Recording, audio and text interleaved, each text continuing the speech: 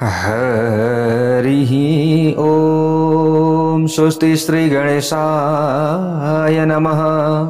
ॐ नमो भगवते वासुदेवाय। ॐ श्री देव्यै नमः। नाहं भवो न च विरिञ्चि विवेदमातः कोऽन्यो हि वेत्ति चरितं तव दुर्विभाव्यम्। कानिह सन्ति भुवनानि महाप्रभावे यस्मिन् भवानि रचिते रचनाकलापे। नारायणं नमस्कृत्य नरं चैव नरोत्तमं देवीं सरस्वतीं व्यासं ततो जयमुदीरयेत्। जगत जननी दुर्गा माता को जय होस्। प्यार भक्त भागवतहरू, यतिखेर हजुरहरू श्रीमद्देवी भागवत महापुराण कथा श्रवण गर्दै हुनुहुन्छ। आज तपाईँ हामी आजको नयाँ भाग 50 मा उपस्थित भइसकेका छौँ। कहिलेकाहीँ प्राविधिक गडबडीका कारणले गर्दा समयमा भिडियो आउन सकेन। कोही बेला त्यस्तो समस्या परिरहेको छ। र पनि हामीले भरसक प्रयत्न गरेर दैनिक श्रीमद्देवी भागवत महापुराण ओम टिभी नेपालबाट राख्ने प्रयत्न गरेका छौँ। जुन हजुरहरूको श्रद्धा छ, आस्था छ, भगवान भगवती प्रतिको विश्वास छ। कथा श्रवणले अझै भगवती प्रति भक्तिभाव बढेर जाओस्, हामी यही कामना गर्दछौँ। किनभने यो जगतमा हामी आइसकेपछि यो जीवन र जगतलाई बुझ्दै बुझ्दै हामी अगाडि बढ्नु पर्दछ र आफूले गर्ने व्यवहार पनि निभाउँदै अगाडि बढ्नु पर्दछ र मुक्तिका लागि अथवा सम्पूर्ण पाप विनाश गर्दै हामीले उत्तम गति, उत्तम लोकलाई प्राप्ति गर्नका लागि हामीले यो जीवित अवस्थामा नै केही न केही उद्यम प्रयत्न गरिरहनु पर्दछ। त्यसका लागि प्रत्येक दिनको कथा श्रवण हजुरहरूका लागि त्यो खुड्किलो बन्नेछ कि हजुरहरूको मृत्यु पछाडिको यो हाम्रो आत्माले शान्ति प्राप्त गर्नका लागि र उत्तम लोकमा पुग्नका लागि जो कथा रहेको छ, कथा हाम्रा लागि के हो? खुड्किलो, हामीलाई माथि पुर्याउने हो। त्यसै कारणले जहाँ जहाँबाट हजुरहरूले श्रीमद्देवी भागवत महापुराण कथा श्रवण गर्दै हुनुहुन्छ, तपाईँ र तपाईँको परिवारमा भगवतीको असीम कृपा बनि नै रहनेछ पक्कै पनि। जहाँ भगवतीको कृपा रहन्छ त्यहाँ अकाल मृत्यु, जरा, व्याधि आदि पनि नष्ट हुन्छन् भनेर बताइएको छ। यो त हजुरहरूले अगाडि महात्म्य खण्डमा नै श्रवण गरिसक्नु भएको छ। अब हामी कथामा अगाडि बढिरहेका छौँ। यहाँ भगवान श्री रामको चरित्रलाई हामीले श्रवण गर्यौँ। त यस्ता प्रकारले यहाँ वेदव्यासजीले राजा जन्मेजयलाई, परीक्षितका जो छोरा हुनुहुन्छ राजा जन्मेजय, उहाँलाई कथा श्रवण गराउँदै हुनुहुन्छ। त्यही कथा जस्ताको तस्तै हजुरहरू समक्ष हामीले राखिरहेका छौँ। यहाँ कसको संवाद? भक्त र भगवानको संवाद रहेको छ। नैमिषारण्यमा शौनकादि 88,000 ऋषिहरूलाई यही कथा सुतजी, जो पौराणिक सुतजी हुनुहुन्छ, उहाँले श्रवण गराउँदै हुनुहुन्छ। यहाँ जन्मेजयले अगाडि गएर वेदव्यासजीलाई प्रश्न गर्नुभएको छ। भगवान भवता प्रोक्तम यज्ञमम्बा भिदं महत् साका कथं समुत्पन्ना कुत्र कस्मात् च किं गुणः। जन्मेजयले यस्ता प्रकारले यहाँ सोध्नु भएको छ। हे वेदव्यासजी, तपाईले उत्तम देवी यज्ञको विषयमा बताउनु भएको छ। ती देवी को हुन् त? अनि कहाँ, कसरी र के कारणले उत्पन्न भएकी हुन्? ती देवीका कस्ता कस्ता गुणहरू रहेका छन्, त्यसको बारेमा प्रष्ट रूपमा बताउनु पर्यो। भगवान श्री रामचन्द्रले पनि रावणमाथि विजय प्राप्त गर्नुभयो भगवतीकै आराधना गरेर भनेर हजुरले कथा सुनाउनुभयो। सुदर्शनको कथा पनि हजुरले श्रवण गराउनु भयो। त्यसै कारणले गर्दा देवीको यज्ञ कस्तो हुन्छ, कीदृशश्च मखस्तस्याः, मख भनेको के यज्ञ, स्वरूपम कीदृशम तथा, त्यसको स्वरूप के हो। हे दयाका खजाना वेदव्यासजी, देवी यज्ञको विषयमा तपाईले सबै कुरा जान्नु भएको छ। मलाई ती यज्ञ सम्पादन गर्ने विधि राम्ररी बताउनुहोस्। हे वेदव्यासजी, तपाईले विस्तार पूर्वक यो ब्रह्माण्ड कसरी पैदा भयो भन्ने कुरा पनि वर्णन गर्नुहोस्। हे पृथ्वीका देवता, ब्रह्माण्डको उत्पत्तिका विषयमा अरू ज्ञानी पुरुषहरूले जसरी बताएका छन् त्यो कुरा पनि तपाईं राम्ररी जान्नुहुन्छ। हजुर त सर्वज्ञ हुनुहुन्छ। ब्रह्मा विष्णुश्च रुद्रश्च त्रयो देवा मया श्रुतः, सृष्टि पालन संहार कारकः सगुणात् स्वामी। मैले ब्रह्मा विष्णु र शिव यी तीन देवताहरूको विषयमा पनि सुनेको छु भन्नुहुन्छ जनमेजय। यी तीनवटै देवताले सगुण रूप लिएर सम्पूर्ण संसारको सृष्टि पालन र संहार गर्दछन् भन्ने कुरा मैले थाहा पाएको छु। हे पराशरका पुत्र वेदव्यासजी, ब्रह्मा विष्णु र महेश आफ्नै अधीनमा रहेर काम गर्नुहुन्छ अथवा आफ्नै अधीनमा रहेर काम गर्नुहुन्छ कि अथवा उहाँहरूले अरूको अधीनमा रहेर काम गर्नुहुन्छ, यस विषयमा पनि मलाई राम्ररी खोलेर बताउनुहोस्। म सुन्न चाहन्छु ती सतचित्र आनन्द स्वरूप ब्रह्मा विष्णु र रुद्रको मृत्यु हुन्छ कि हुँदैन त। ती देवताहरूलाई आदि भौतिक, आदि दैविक र आध्यात्मिक तीन प्रकारका तापको अनुभव हुन्छ अथवा हुँदैन। ती तीनै बलशाली देवताहरू कालको वशमा परेका छन् अथवा छैनन् भन्ने कुरा पनि प्रष्ट रूपमा बताउनु पर्यो। ती तीनवटै देवता कसरी प्रकट भए भन्ने विषयमा पनि मलाई ठूलो शंका लागिरहेको छ। हे वेदव्यासजी, के ती तीनवटै देवता हर्ष विवाद आदि द्वन्द्वबाट सम्पन्न छन् या छैनन्? के तिनीहरू निन्द्रा र प्रमाद आदिले प्रभावित हुन्छन् या हुँदैनन्? अनि के ती देवताहरूका शरीर अन्न रस रगत मासु बोसो हाड मासी वीर्य गरी 7 किसिमका धातुहरूबाट बनेको छ या छैन? ती कुन कुन द्रव्यबाट बनेका देवता हुन्? तिनले कुन कुन गुणलाई धारण गर्दछन्? तिनमा कुन कुन इन्द्रिय रहेका हुन्छन्? तिनले विषयको भोग कसरी गर्छन् र तिनको आयुको परिमाण के रहेको छ? ती देवताहरू कहाँ बस्दछन्? तिनका विभूति के हुन्?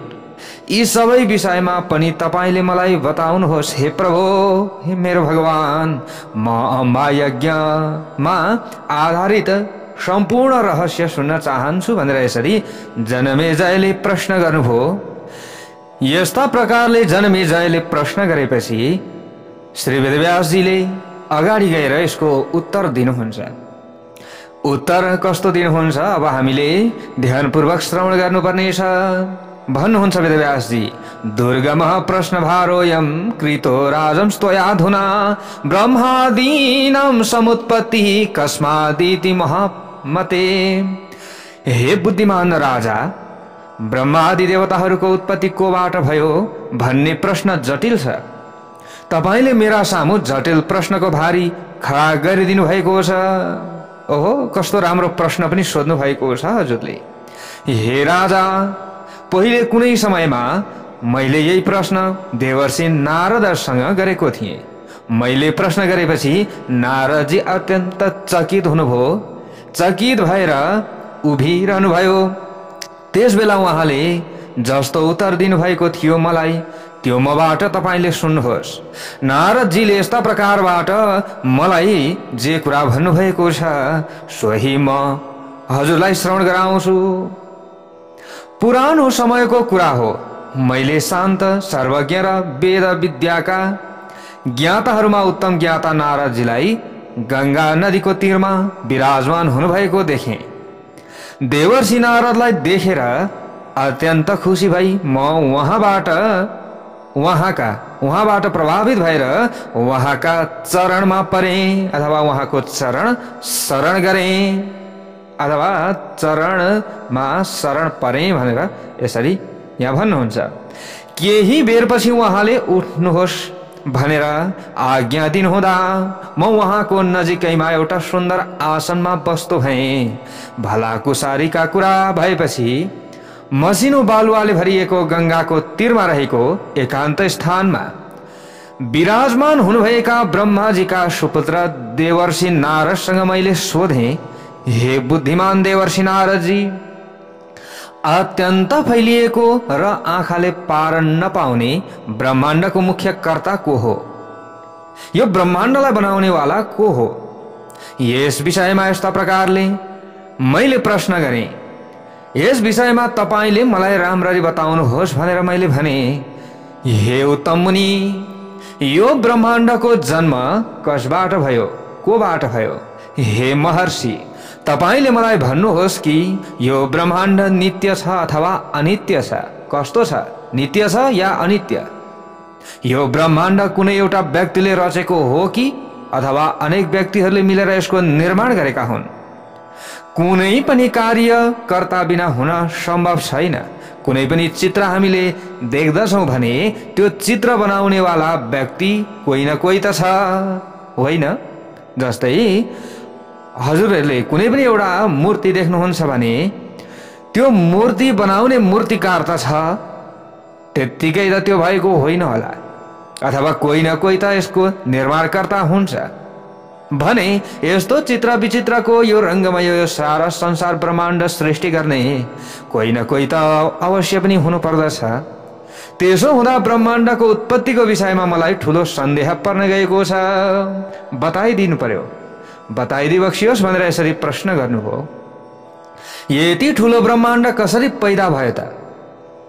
यत्रो ठूलो ब्रह्माण्ड, यो ब्रह्माण्ड सृष्टि गर्नका लागि कोही न कोहीको त हात पक्कै छ नि, होइन र? त्यतिकै त यो बनिएको छैन। यसको समाप्ति हुन्छ कि हुँदैन? ल निर्माण त भयो, यसको विनाश हुन्छ कि हुँदैन त भन्ने विषयमा अनेक कल्पना गरिरहेको र सन्देहको समुद्रमा डुबिरहेको म दुखी व्यक्ति हुँ। तपाईले मेरो उद्धार गर्नुहोस्। केही मानिस भगवान सदाशिव महादेव प्रलय र उत्पत्ति दुवै कुराबाट रहित अनि आत्मामा रमाउने देवताका स्वामी हुनुहुन्छ भनेर भन्दछन्। उहाँ सत्व तम र रजोगुणले युक्त हुनुहुन्छ र निर्मल हुनुहुन्छ। पाप र तापलाई हरण गर्ने भएकाले हर नामबाट पनि सम्बोधन गरिनुहुन्छ। उहाँले भक्तहरूलाई संसारबाट उद्धार गर्नुहुन्छ। उहाँ नित्य हुनुहुन्छ। उहाँले नै संसारको सृष्टि पालन र सम्हार गर्नुहुन्छ भनी भगवान शंकरलाई नै ब्रह्माण्डको मूल कारण मानेर ब्रह्माण्डका रचयिता मान्दछन्। अब यस्ता प्रकारले फेरि केही मानिसले भगवान विष्णुलाई सबका प्रभु ईश्वर परमात्मा व्यक्त सर्वशक्तिमान भुक्ति र मुक्ति दिने दाता शान्त स्वभावका संसारमा सबैभन्दा पहिले रहेका सर्वत्र व्याप्त व्यापक सम्पूर्ण संसारलाई शरण प्रदान गर्ने आदि र अन्त्यहीन देवता हुनुहुन्छ भनेर श्री विष्णुकै स्तुति गर्दछन्। व्यापकम विश्व शरण मनादि निधनम हरिम। यसरी कोही व्यक्तिले शंकरलाई भन्दछन्, कोही व्यक्तिले विष्णुलाई भन्दछन्। अब फेरि अर्काधारी व्यक्तिहरूले, अर्काधारी मानिसहरूले फेरि के भन्छन् भने धातारम तथा चान्ये ब्रुवन्ति सृष्टि कारणम तमेव सर्ववेत्तारम सर्वभूत प्रवर्तकम। अर्काधारी यस्ता प्रकारले मानिसहरू भन्दछन् ब्रह्माजीलाई नै सृष्टिका कारण, सर्वज्ञ, सबै प्राणीहरूका रचयिता, चार मुख भएका देवताहरूका स्वामी, विष्णुको नाभि कमलबाट पैदा भएका सर्वव्यापक सम्पूर्ण लोक लोकान्तरको रचना गर्नुहुने र सत्य लोकमा निवास गर्नुहुने देवता हुनुहुन्छ भनी उहाँलाई नै सृष्टिका कारण मान्दछन्। अब फेरि केही वेदका ज्ञाता मानिसहरू सबैका स्वामी त अरू कोही पनि होइनन्, भगवान सूर्य हुन्। सूर्यलाई ब्रह्माण्डका रचयिता हुन् भनेर भन्दछन्। अब यसै विश्वासका आधारमा उनीहरूले सावधान भई सायंकाल र प्रातःकालमा भगवान सूर्यको स्तुति पनि गर्दछन्। उनै सूर्यको कीर्ति गाउँछन्। यज्ञमा श्रद्धा राख्ने मानिसहरू सबैलाई धन प्रदान गर्ने, 100 पटक यज्ञ गरेर इन्द्रपद प्राप्त गर्ने, 1000 आँखा भएका देवताहरूका पनि स्वामी, सम्पूर्ण प्राणी मात्रका स्वामी, अत्यन्त बलशाली यज्ञहरूका स्वामी, देवताहरूका पति, स्वर्ग मर्त्य र पातालका स्वामी, यज्ञहरूको भोग गर्ने, सोमरसको पान गर्ने त्यस्ता मानिसहरूको बीचमा ज्यादै पवित्र सची नामक महारानीका स्वामी इन्द्रलाई सर्वोत्तम देवता मानेर यज्ञमा उनैको पूजा गर्दछन्। कसैले इन्द्र मान्छन्, कसैले सूर्य मान्छन्, कसैले भगवान शिवजी, कसैले भगवान श्रीहरि विष्णु, कसैले ब्रह्माजी मान्दछन्। केही मानिसहरू फेरि वरुण, चन्द्रमा, अग्नि, वायु अनि यमराज धनपति कुबेरलाई सर्वशक्तिमान देवता मान्दछन्।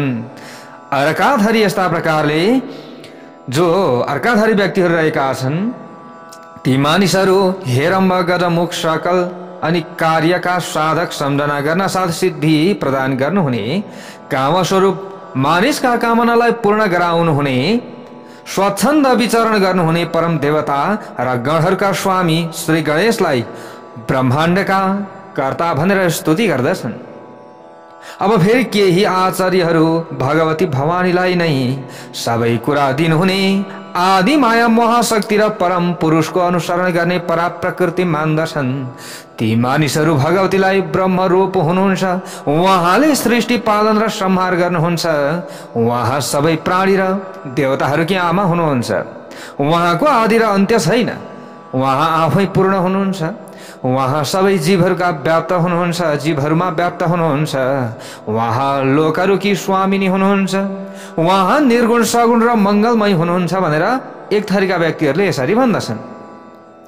फलको आशा राखेर भक्ति गर्ने मानिसहरू उनै भवानीलाई वैष्णवी, शाङ्करी, ब्राह्मी, वासवी, वारुणी, वाराही, नारसिंही, महालक्ष्मी, अद्भुता, वेदमाता, एकेश्वरी, विद्या रूपा, संसार वृक्षकी करुणा रूपा, सबै कष्ट नाश गर्ने, कष्ट नाशिनी र स्मरण गर्न साथ कामनाहरूलाई पूर्णता प्रदान गर्नुहुने, मुक्तिको चाहना गर्नेहरूलाई मुक्ति प्रदान गर्नुहुने, फलको आशा राखेर कर्म गर्नेहरूलाई फल प्रदान गर्नुहुने, सत्व, रज र तम नामक गुणहरूदेखि माथि रहेकी गुणहरूको विस्तार गर्ने, निर्गुण र सगुण शक्तिका रूपमा ध्यान गर्दछन्।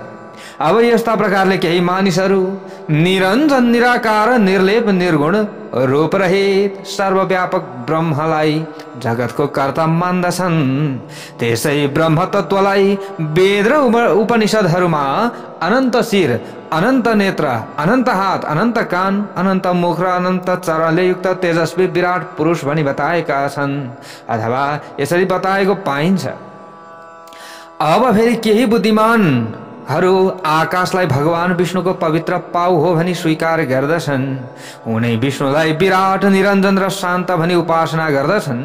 केही तत्त्वज्ञानी मानिसहरू पुराणका ज्ञाता पुरुषोत्तमलाई सृष्टिका कर्ता मान्दछन्। केही मानिसहरू भन्दछन् कि यति विधि विशाल आदि अन्त्यहीन ब्रह्माण्डको रचना गर्न एउटा ईश्वर मात्र समर्थ हुँदैन, धेरै ईश्वर मिलेर यस ब्रह्माण्डको रचना गरेका हुन्। केही मानिसहरू भन्दछन् यस्तो प्रकारले। अब फेरि केही मानिसहरू भन्दछन् यो जगत कस्तो छ त्यसको स्वरूप बताउन सकिँदैन, यस्तो जगतलाई ईश्वरले रचेको होइन। तिनीहरूको भनाइ अनुसार त सम्पूर्ण ब्रह्माण्डमा ईश्वर रहँदैनन्। यो जगत प्राचीन समयदेखि नै ईश्वरको सत्ताबाट रहित छ।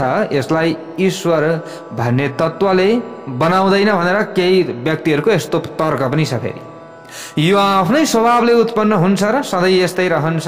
कसैले ईश्वर छ भने पनि त्यो ईश्वरमा कर्तापन हुँदैन। प्रकृति भन्ने तत्त्वले नै सम्पूर्ण सृष्टिको सञ्चालन गर्दछ। कपिल आदि साङ्ख्य शास्त्रका ज्ञाता यस्तै भन्दछन्। हे वेदव्यास, मेरो मनमा यस्तै र अरू प्रकारका धेरै धेरै सन्देह उत्पन्न भइरहन्छन्। म अनेक थरी कल्पनाले आत्तिएको छु। मैले सबैका कुरा सुनेको छु। सबैका कुरा सुन्दा मैले जे अहिलेसम्म सुनेको छु त्यो कुरा हजुर समक्ष मैले राखेँ। मेरो मन आत्तिएको छ। हे प्रभु, म के गरौँ, के धर्म हो र के अधर्म हो भन्ने विषयमा मेरो मन स्थिर हुन सकेको छैन, अस्थिर भइरहेको छ। यो मेरो चञ्चले मन झन् चञ्चल भइरहेको छ। के धर्म हो र के अधर्म हो भन्ने विषयमा कुनै चित्त बुझ्दो परिभाषा पाएको छैन आजसम्म मैले। मानिसहरू भन्दछन् कि देवताहरू सत्वगुणबाट पैदा भएका हुन्, ती सधैँ सत्य र धर्ममा रहन्छन्। यसो भनिए तापनि पुराणहरूको वर्णन गर्दा जहिले पनि ती देवता पापाचारी दैत्यहरूबाट पीडित हुन्छन्। यदि देवताहरू धर्मात्मा हुन् भने तिनीहरूले किन प्रताडित हुनुपर्दछ? धर्मको यो कस्तो व्यवस्था हो? ल हेर्नुहोस्, यो प्रश्न कसले? वेदव्यासजीले नारदजीलाई पनि सोध्नु भएको छ। यही प्रश्न जन्मेजयले वेदव्यासजीलाई सोध्नु भएको छ। धर्ममा विश्वास राख्ने र सत्य आचरण गर्ने मेरा पूर्वज पाण्डवहरू पनि अनेक थरीका कष्ट भोग्न बाध्य भए भन्दै जन्मेजय सुनाउनुहुन्छ। कसलाई? वेदव्यासजीलाई। हे वेदव्यासजी, सत्य र धर्ममा आश्रित रहने मेरा पुर्खाहरूलाई अनेक थरीका कष्ट सहनु पर्यो भने धर्मको के मर्यादा भयो त? त्यसैले हे वेदव्यासजी, मेरो मन अत्यन्त सन्देहमा परेको छ, त्यसैले चञ्चल पनि भएको छ। हे महामुनि, हजुर सबै कुरामा समर्थ हुनुहुन्छ, त्यसैले मेरो हृदयलाई पनि सन्देहबाट मुक्त तुल्याउनुहोस्। हे मेरो भगवान, हे प्रभु, संसार सागरको मोहमय दूषित पानीमा डुबेको, बारम्बार डुब्दै उत्रँदै गरेको म अज्ञानी पुरुष हुँ। मलाई आफ्नो ज्ञान रूपी पानी जहाजले तारेर पारी पुर्याइदिनुहोस्। यसरी भन्नुहुन्छ जन्मेजय। अब यसरी भनिसकेपछि अब यहाँ धेरै कुराहरू बताएका छन्। प्यारा भक्त भागवतहरू धेरै कुराहरू बताइएको छ। यस्ता प्रकारले अब यहाँ जन्मेजयले यस्ता खालका प्रश्नहरू सोध्नु भएको थियो र वेदव्यासजीले पनि यस्तै प्रकारका प्रश्नहरू सोध्नु भएको थियो। ती प्रश्नको उत्तर हजुरहरूले प्राप्त गरिसक्नु भएको छ। त जन्मेजयले यहाँ अगाडि गएर अझै प्रश्न गर्नुहुन्छ। अब यहाँ भगवान श्री रामचन्द्रका गुणानुवाद आदिलाई हामीले श्रवण गर्यौं। अब यहाँ भगवान श्री कृष्णका गुणानुवाद आदि अगाडि बताइएको छ। प्यारा भक्त भागवतहरू, जन्मेजयले अब अगाडि गएर अझै यहाँ सोध्नुहुन्छ। वासवे मुनि श्रेष्ठ सर्वज्ञान निधे नघ प्रष्टुमिच्छाम्यहं स्वामिन् अस्माकं कुलवर्धन। हे मुनीश्वर, हे वासविका सुपुत्र, हे ज्ञानका सागर, हे निष्पाप, हजुरले मैले यस्ता सोधेका तमाम प्रश्नको उत्तर त दिनुभएको छ। केही न केही माध्यमद्वारा भगवती नै सर्वरूप हुनुहुन्छ, उहाँ नै मूल प्रकृति हुनुहुन्छ, उहाँ नै शक्ति हुनुहुन्छ भनेर हजुरले बताउनु भएको छ। र कसले भगवतीको आराधना गरेर पार पाए त्यो पनि हजुरले बताउँदै हुनुहुन्छ। म अझै अगाडि सुन्न चाहन्छु। हाम्रो कुलको वृद्धि गराउने हे स्वामी, म भगवान कृष्णको चरित्रको विषयमा अब सोध्न चाहन्छु हजुरसँग। मैले सुनेको छु कि प्रतापी श्रीमान वसुदेव सुरसेन राजाका पुत्र हुनुहुन्थ्यो। उहाँकै पुत्रका रूपमा साक्षात नारायणले अवतार लिनुभएको थियो। साक्षात नारायणले नै भगवान श्री रामका रूपमा पनि आउनुभएको थियो। उहाँको चरित्र त हजुरले सुनाउनुभयो। अब आनक दुन्दुभी नामबाट विख्यात श्री वसुदेव देवताहरूका पनि पूज्य हुनुहुन्थ्यो। धर्म परायण भए तापनि उहाँलाई कंसको कारागारमा किन थुनिनु पर्यो? सर्वव्यापक भगवान श्री हरि विष्णु नै यो सारा ब्रह्माण्डलाई बनाउनेवाला हुनुहुन्छ, संहार गर्नेवाला हुनुहुन्छ भने उहाँ त सर्वशक्तिमान हुनु पर्थ्यो, किन उहाँ थुनिनु पर्यो त एक थरीका व्यक्तिहरूले भगवान उनै विष्णुलाई सर्वव्यापी मान्दछन्। उहाँले आफ्नी पत्नी देवकीका साथमा जो वसुदेव हुनुहुन्छ, वसुदेवबाट भगवान श्री कृष्ण आउनुभयो। त भगवान श्री कृष्णका पिता वसुदेवले उहाँले किन कष्ट भोग्नु पर्यो कि जसका चाहिँ पुत्र साक्षात परमात्मा हुनुहुन्छ भने उहाँले कारागारमा किन थुनिनु पर्यो? अनि श्री कृष्ण पनि कारागारमा किन जन्मनु पर्यो अथवा उहाँ त्यहाँ किन प्रकट हुनु पर्यो? उहाँले आफ्नी जो वसुदेवजी हुनुहुन्छ, वसुदेवले आफ्नी देवकीका साथमा त्यस्तो के अपराध गर्नुभएको थियो त जसबाट ययातिका कुलमा उत्पन्न कंसद्वारा देवकीका 6 छोराहरूको हत्या गरियो? साक्षात भगवान विष्णुले वसुदेवका पुत्रको रूपमा कारागारमा किन जन्म लिनुभयो? यस्ता प्रकारले देवताहरूका स्वामी भगवान श्री कृष्ण पैदा भएपछि गोकुलमा कसरी पुर्याइनु भयो र उहाँ भगवान भए तापनि किन अर्को जन्म लिन बाध्य हुनुभयो? अत्यन्त तेजस्वी श्री कृष्णका माता पिता देवकी र वसुदेवलाई किन कारागारमा थुनिनु पर्यो? जगतको सृष्टि गर्न सक्ने भगवान श्री कृष्णले आफ्नी आमा देवकीको गर्भमा रहँदै पनि आफ्ना वृद्ध जो आमा बुबालाई कारागारको बन्धनबाट किन मुक्त गर्नु भएन? उहाँ त सर्वव्यापी हुनुहुन्छ होइन र? वसुदेव र देवकीले महात्माहरूले पनि गर्न नसक्ने त्यस्तो कुन कर्म पूर्व जन्ममा गर्नुभएको थियो जसबाट उनको घरमा परमात्मा साक्षात भगवान श्री हरि विष्णु कृष्णको रूपमा आउनुभयो? ती 6 छोरा कुन कुन थिए त जसलाई कंसले मारेको थियो? छोरी कुन थिइन् जसलाई कंसले ढुङ्गामाथि पछारेका थिए? कंसले ढुङ्गामा पछारेपछि आकाशमा उडेर गएकी ती देवी अष्टभुजाको रूपमा कसरी प्रकट भइन्? हे निष्पाप वेदव्यासजी, अनेक पत्नी भएका श्री कृष्णको गृहस्थ जीवन कस्तो थियो? उहाँले गर्नुभएका कार्यहरू के थिए, कस्ता थिए? अन्त्यमा अनि उहाँले आफ्नो शरीर कसरी छोड्नु भए त? किम्वदन्तीको आधारमा मैले भगवान श्रीकृष्णको जुन चरित्र सुनेको छु त्यसबाट मेरो मन अत्यन्त आश्चर्यमा परेको छ। त्यसैले हजुरले श्रीकृष्णको पवित्र चरित्रको राम्ररी बयान गर्नुहोस् जसरी भगवान श्रीरामको चरित्रको वर्णन गर्नुभयो। पुराण पुरुष धर्मपुत्र महात्मा देवरूप र उत्तम ऋषि नारायणले बदरिका आश्रममा धेरै वर्षसम्म जगतको कल्याणका लागि तपस्या गर्नुभएको थियो। निराहार रहेका इन्द्रियमाथि विजय गरेका, कुनै पनि इच्छा नभएका र काम क्रोध लोभ मोह मद एवं आश्चर्य जस्ता 6वटा शत्रुमाथि पूर्ण रूपमा नियन्त्रण राख्ने साक्षात भगवान विष्णुका अंश अवतार नर र नारायण नामक मुनिले पुण्य क्षेत्र बरदरी जो बद्रीनाथमा धेरै वर्षसम्म तपस्या गरेका हुन्। नारदादि सर्वज्ञ मुनिहरूले महाभारतका प्रसिद्ध पात्र धनुर्धारी अर्जुन र महाभारतका नायक श्रीकृष्णलाई नारायणको अंश अवतार भनेर बताएका छन्। भगवान नर र नारायणले एउटै शरीर धारण गरे तापनि पछिबाट 2 रूपमा कसरी प्राप्त भए? हे मेरो भगवान, अर्थात् एउटै नारायण कृष्ण र अर्जुन कसरी छुट्टा छुट्टै भए त? जुन मुनीश्वर नर नारायणले मुक्तिका निमित्त कठोर तपस्या गरेका थिए ती ठुला तपस्वी र योगको सिद्धिले सुहाएका दुवै देवताले पछिबाट किन मानव शरीर धारण गरे? आफ्नो धर्ममा निष्ठा राख्ने शूद्र जातिको मानिस पछिल्लो जन्ममा क्षत्रिय भएर पैदा हुन्छ। जुन शूद्रले वर्तमान जन्ममा पवित्र आचरण गर्दछ भने त्यो मृत्युपछि ब्राह्मण भएर पैदा हुन्छ भनेर बताइएको छ। कुनै किसिमले कामना नभएको र शान्त स्वभाव भएको ब्राह्मण पुनर्जन्म रूपी रोगबाट मुक्त हुन्छ। नर नारायणको विषयमा त सर्वथा विपरीत परिस्थिति देखिन्छ त।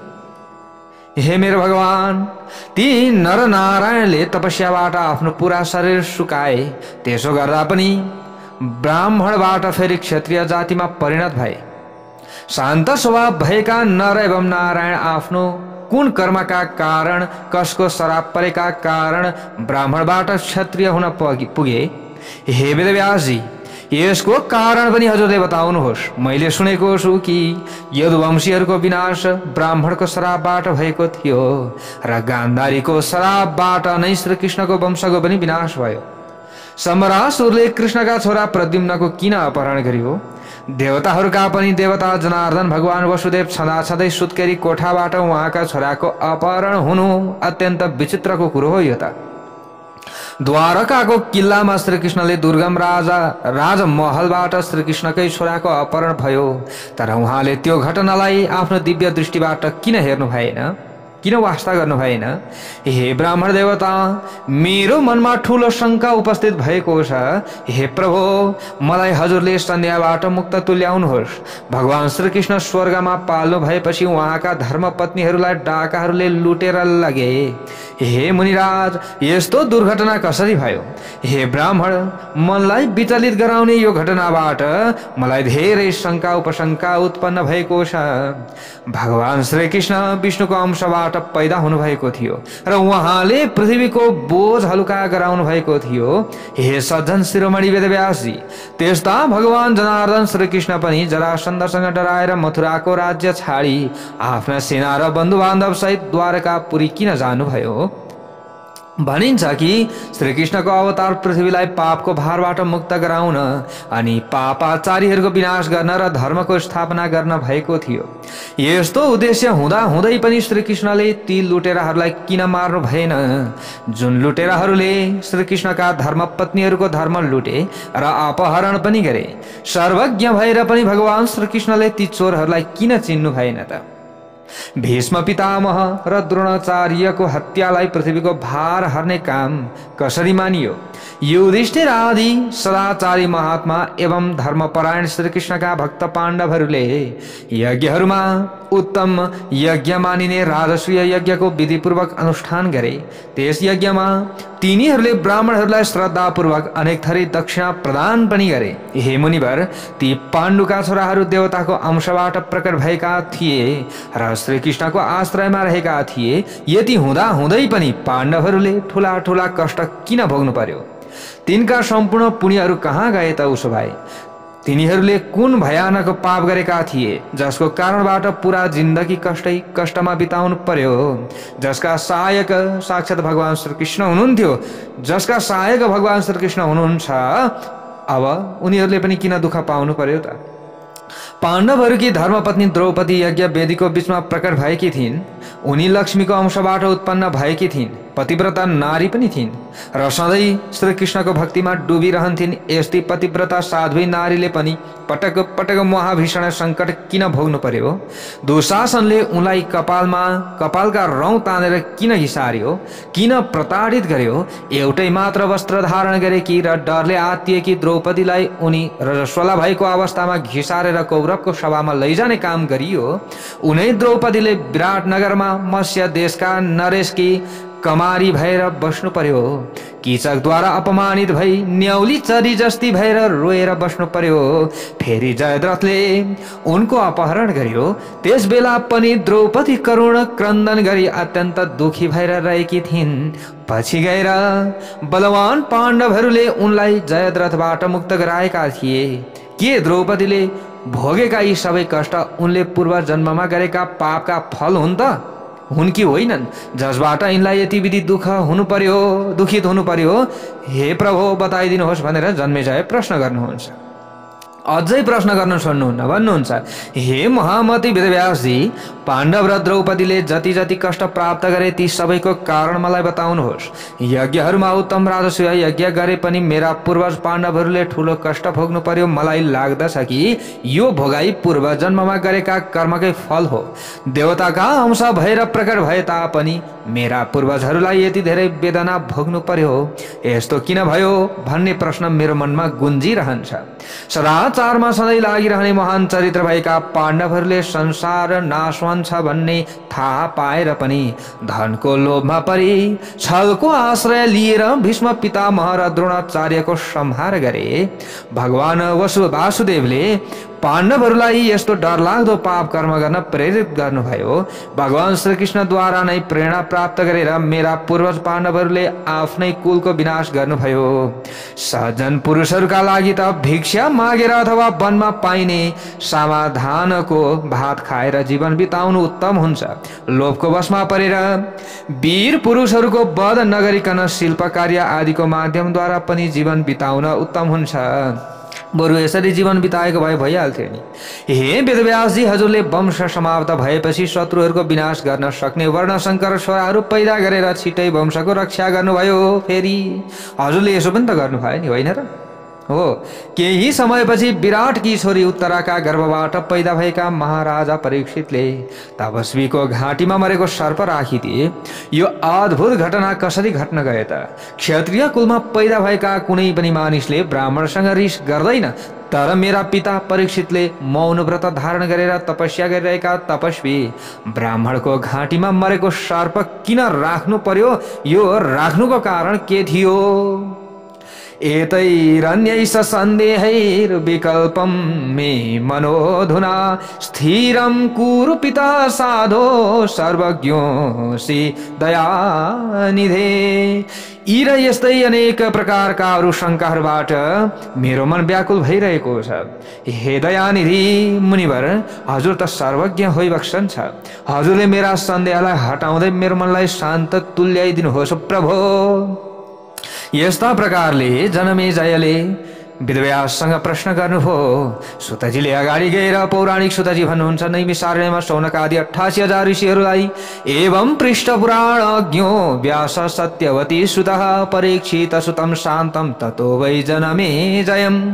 हे ऋषीश्वरहरू, जनमेजयले यसरी प्रश्न गरेपछि पुराणका ज्ञाता र विद्याका विशारद सत्यवतीका पुत्र महर्षि वेदव्यासले शान्त स्वभाव भएका परीक्षितका छोरा राजा जन्मेजयलाई उनका मनको सन्देहलाई मेटाउने गरी उत्तर दिन अब आरम्भ गर्नुभयो। उवाच संशय क्षेत्री वाक्यम वाक्य विशारदः।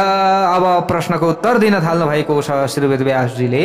अब त्यो उत्तर भोलिको प्रसङ्गमा हामीले श्रवण गर्नेछौँ। जय बोलौं भगवती उमाको जय हो।